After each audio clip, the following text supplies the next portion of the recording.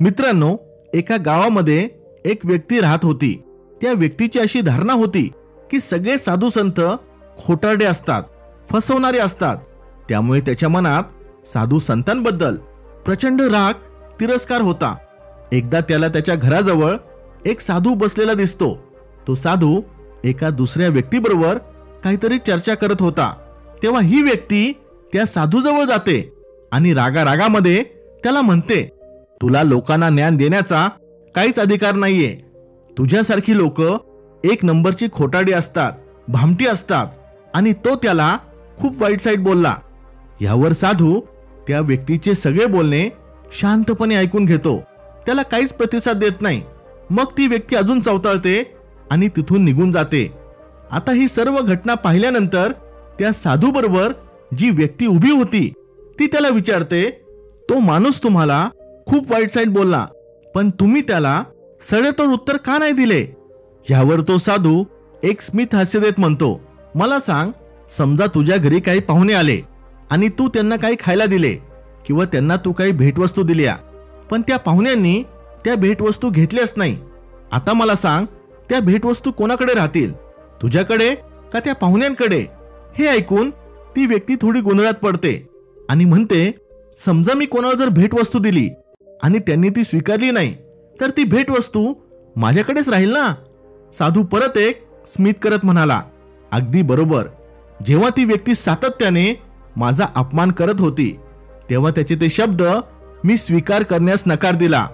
त्यामुळे भेटवस्तूप्रमाणेच त्या व्यक्तीचा राग, द्वेष, घाणेरडे शब्द हे त्याच्याकडेच राहिले आणि हे सगळे करून त्याने फक्त स्वतःला त्रास करून घेतला. सगळी निगेटिव्ह एनर्जी फक्त त्याच्याकडेच राहिली. त्यामुळे नंतर तो जास्त चिडून इथून निघून गेला. मित्रांनो, या गोष्टीवरून आपल्याला खूप मोठी शिकवण मिळते. लोकांनी बोललेले शब्द आपल्यावर तेव्हाच परिणाम करतात जेव्हा आपण त्यांच्या शब्दांचा स्वीकार करतो, आणि जेव्हा आपण त्यांचे शब्द स्वीकार करत नाही तेव्हा त्यांच्या बोलण्याचा आपल्यावर काडी मात्र परिणाम होत नाही. जेव्हा पण कोणी तुमचा अपमान करत असेल, तुमची चेष्टा करत असेल, तेव्हा तुम्ही कसा प्रतिसाद दिला पाहिजे? सगळ्यात आधी तुम्हाला हे समजून घ्यावे लागेल की समोरची व्यक्ती जी तुमचा अपमान करत आहे तिची तुमच्याकडून अपेक्षा काय आहे. साधं गणित आहे. त्याला जे अपेक्षित आहे ते जर तुम्ही त्याला दिले नाही तर तुम्ही विजेता ठराल. आजच्या व्हिडिओमध्ये मी तुम्हाला कोणत्याही अपमानाला उत्तर देण्याचे 3 मार्ग सांगणार आहे, ज्याचा अवलंब करून तुम्ही खूप चांगल्या प्रकारे अपमानाचे उत्तर देऊ शकता. शेवटी मी तुम्हाला सांगेल, ह्या तिन्हीपैकी सर्वोत्तम मार्ग कोणता आहे. पहिला मार्ग, आक्रमकता. ग्रीक फिलॉसॉफर एपिक्टेटस म्हणतात, तुमच्या सोबत काय घडते हे महत्वाचे नाही, तुम्ही त्यावर कशी प्रतिक्रिया देता हे खूप महत्वाचे आहे. जेव्हा कोणी तुमचा अपमान करत असेल तेव्हा तुम्ही कशा प्रकारे प्रतिसाद देता, तेव्हा तो प्रतिसाद खूपच महत्वाचा ठरतो. म्हणजे सगळ्या लोकांचे लक्ष तुम्ही काय प्रतिसाद देता ह्यावर असते. एक उदाहरण बघूया. समजा तुम्ही एका पार्टीमध्ये आहात आणि अचानक त्या पार्टीमध्ये तुम्हाला कोणीतरी अपशब्द वापरले, जसे की, अरे तुझा चेहरा किती विचित्र आहे, तू खूप घाणेरडा दिसतोय. हे ऐकून तुम्हाला प्रचंड राग येतो. तुम्ही त्या व्यक्तीला शिव्या द्यायला सुरुवात करता किंवा त्याच्याबरोबर भांडायला लागता. आता ही परिस्थिती थोडी खोलात जाऊन समजून घेऊया. मित्रांनो, तो माणूस तुम्हाला जे काही बोलला त्यामुळे तुम्हाला प्रचंड राग आला. आता ह्या 4 पैकी एक गोष्ट खरी असावी. पहिली, तुम्ही तुमच्या चेहऱ्याला घेऊन प्रचंड असुरक्षित आहात. दुसरी, तुम्ही खूप रागिष्ट व्यक्ती आहात. तिसरी, प्रत्येक गोष्ट तुम्हाला मनाला लावून घ्यायची सवय आहे, तुम्ही संवेदनशील आहात. किंवा चौथी, तुम्ही सुद्धा हे स्वीकार केलं आहे की तुमचा चेहरा तुम्हाला आवडत नाही. आता भांडणाला तुम्ही सुरुवात केल्यामुळे सगळे लोक तुमच्याबद्दल निगेटिव्ह विचार करतील. भलेही चूक समोरच्या व्यक्तीची असे ना, सगळे वातावरण दूषित होऊन जाईल आणि त्यासाठी सगळे तुम्हाला जबाबदार धरतील. कारण फोकसमध्ये तुम्ही याल, तुमची आक्रमकता दिसेल आणि हेच समोरच्याला अपेक्षित असते. बऱ्याच वेळा समोरच्या व्यक्तीची ही अपेक्षा असते की तुम्ही अपमानाचे उत्तर द्यावे, तुम्हाला राग आला पाहिजे, ज्यामुळे ती व्यक्ती तुमच्या वरचढ दिसेल. म्हणून सहसा अपमान झाल्यानंतर रागराग करणे, त्रागा करणे, भांडण करणे हा प्रतिसाद देण्याचा योग्य मार्ग नाही. अपवाद सोडला तर ह्या मार्गाचा अवलंब शक्यतो करू नका. दुसरा मार्ग शांत राहणे. डेल कार्नेजी यांनी आपले पुस्तक how to win friends and influence people यामध्ये एक मस्त गोष्ट सांगितली आहे. एकदा ते एका शेक्सपियर लिटरेचरच्या एक्सपर्ट बरोबर डिनर करत होते. त्यांचे नाव मिस्टर गॅमॉन होते. आता त्यांना तिथे एक माणूस भेटतो जो त्यांच्याबरोबर वाद घालायला सुरुवात करतो की हा जो सुविचार आहे तो बायबलमधून घेतला आहे, तो कोणत्या शेक्सपियरच्या साहित्याचा भाग नाहीये. हे ऐकून डेल कार्नेजी म्हणतात, तुमचं बरोबर आहे, पण शेक्सपियरने सुद्धा आपल्या साहित्यात ह्या सुविचाराचा उल्लेख केला आहे. पण तो माणूस ही गोष्ट स्वीकार करायला तयार नव्हता आणि मग त्यांचा वाद व्हायला सुरुवात होते. यावर मिस्टर गॅमॉन म्हणतात, डेल, तू चुकीचे बोलतोय. हे सज्जन बरोबर बोलत आहे. हा सुविचार कोणत्या शेक्सपियरच्या साहित्यामध्ये नाही, हा बायबलचाच आहे. हे ऐकून डेल कार्नेजी शांत बसतात, पण त्यांना ही गोष्ट आवडत नाही. जेव्हा तो माणूस तिथून निघून जातो तेव्हा ते गॅमॉन यांना म्हणतात, तुम्हाला माहित आहे ना तो माणूस चुकीचा बोलत होता. तेव्हा गॅमॉन म्हणतात, हो मला माहिती आहे, तो सुविचार शेक्सपियरच्या हॅम्लेट या साहित्यामधला आहे. पण मला गोष्ट पुढे वाढवायची नव्हती, कारण मला त्या माणसाबरोबर वाद घालायचा नव्हता. मला माझी संध्याकाळ आणि ही डिनरची वेळ एन्जॉय करायची आहे.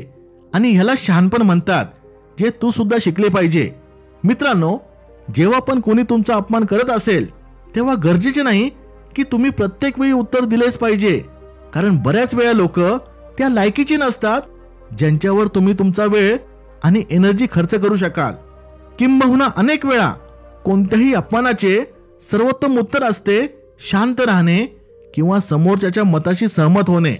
समोरचा काही म्हणत असेल, तुम्ही जर फक्त ओके जरी म्हणाला तरी हे उत्तर पुरेसे आहे.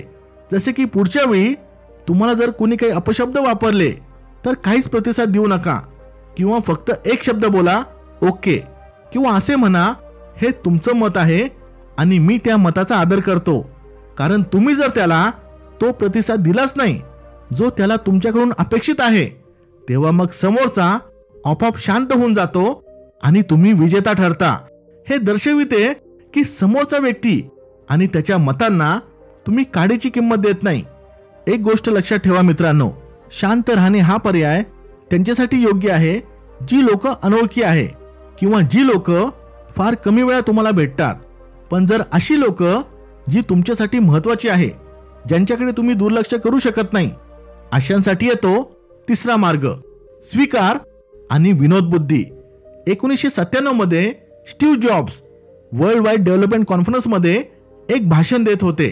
तेव्हा तिथे एक पत्रकार त्यांची खिल्ली उडवीत त्यांचा अपमान करत एक गोष्ट म्हणाला, मिस्टर जॉब्स, तुम्ही एक प्रभावशाली व्यक्तिमत्व आहात, पण तुम्हाला हे समजत नाहीये तुम्ही काय बोलत आहात. त्याने ॲपल कंपनीच्या ओपन डॉक्सच्या अपयशाबद्दल प्रश्न उपस्थित केले. तो म्हणाला, गेल्या 7 वर्षात तुम्ही काहीच केलं नाही आणि तुमच्याकडे बोलण्यासाठी सुद्धा काहीच नाहीये. त्या पत्रकाराच्या अशा वागण्यामुळे सगळ्यांना धक्का बसला. सगळेजण स्टीव्ह जॉब्स यांच्या उत्तराची वाट पाहू लागले. स्टीव्ह यांनी त्या पत्रकाराचे सगळे बोलणे शांतपणे ऐकून घेतले. ते काही वेळ शांत राहिले. त्यांनी ठरवले असते तर ते त्या पत्रकारावर रागावू शकले असते, त्याला प्रत्युत्तर देऊ शकले असते, जसे की, तुला काय कळतंय कम्प्युटर मधलं, तू काय प्रश्न विचारतोय हेच तुला समजत नाहीये, तू काय तीर मारले तुझ्या आयुष्यात, किंवा मग ते त्याच्याकडे दुर्लक्ष सुद्धा करू शकले असते. पण जॉब्स यांनी त्या पत्रकाराची हसत हसत स्तुती केली. पुढे ते म्हणाले, तुम्ही खूप चांगला प्रश्न विचारला. मग ते एक खूप महत्वाचे वाक्य म्हणाले, तुम्ही प्रत्येक वेळी सगळ्या लोकांना खुश करू शकत नाही. ते म्हणाले, गेल्या 7 वर्षात आम्ही खूप चुका केल्या आहेत. ओपन डॉक्सचे अपयश सुद्धा एक चूक होती.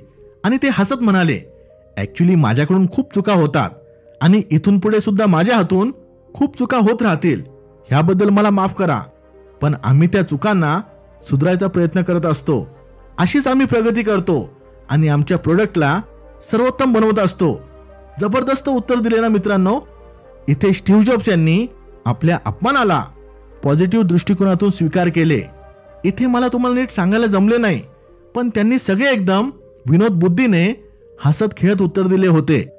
त्यांनी हे स्वीकारले जे काही प्रश्न त्या पत्रकारांनी उपस्थित केले होते त्यातल्या बऱ्याच गोष्टी खऱ्या होत्या, पण त्यांनी त्या गोष्टींचा आपल्या हितासाठी वापर केला.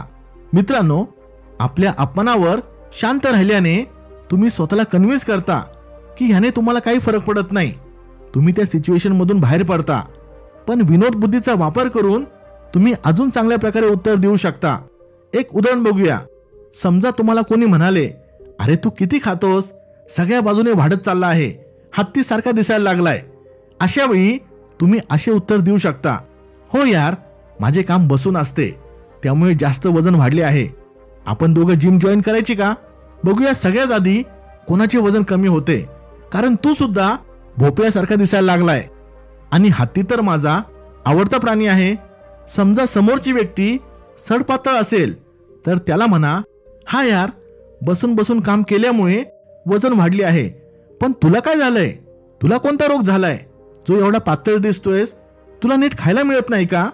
चल जेवायला माझ्या बरोबर, तुला चांगले चुंगले खायला घालतो. अशी काहीतरी क्रिएटिव्हिटी वापरून, विनोद बुद्धीचा वापर करून तुम्ही समोरच्याला उत्तर देऊ शकता.